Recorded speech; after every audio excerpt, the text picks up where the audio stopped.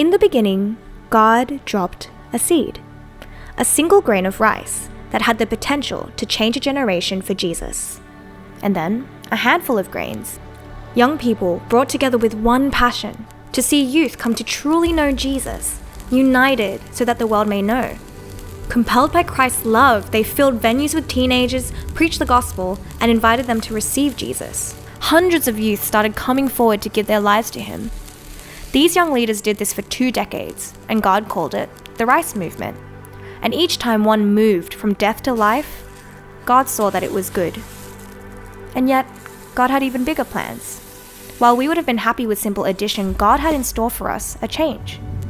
It was time to multiply. And so 20 years later, with the same heartbeat, we began to revision. And the Rice Movement became a catalytic movement that mobilizes the next generation for kingdom mission. But how would we do that? We realized that we needed to create places for people to flourish. And where does rice flourish? They flourish in a rice paddy. Rice paddies, a catalytic space for flourishing where young people could come together to be mobilized for evangelism, to move from knowing to going, soaking to sending, gathering to scattering. Jesus said that the harvest is plentiful, but the workers are few. And so we're asking the Lord of the harvest to use the Rice Movement to raise up workers for his mission. Traditionally, it was young men who bent over the paddies to sow rice. But in God's mission field, he has called all of us to work for the harvest of souls. We long to see the next generation rise, whose strength is in the Lord and whose hearts are so single-minded for Jesus and his mission for the world that they themselves become sowers. People who would scatter the seed of the gospel wherever they go, knowing no boundaries.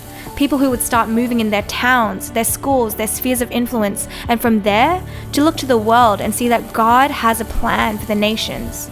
We long to see a group of bicultural, mostly Asian young people who realize that this part of their identity actually allows them to act as a bridge between the East and the West, a heritage that links the world to them and them to the world. And so we dare to dream. What would it be like if God nurtured and scattered handful after handful of these young people who were so ready to go anywhere and do anything for Jesus, who started to fill up their spaces, the nations abroad, so that the world might know? You see, it's still the same mission, that the world might know. And as we dream this, we ask the Lord, how's it all going to happen? This is such a big vision. And the answer's still the same.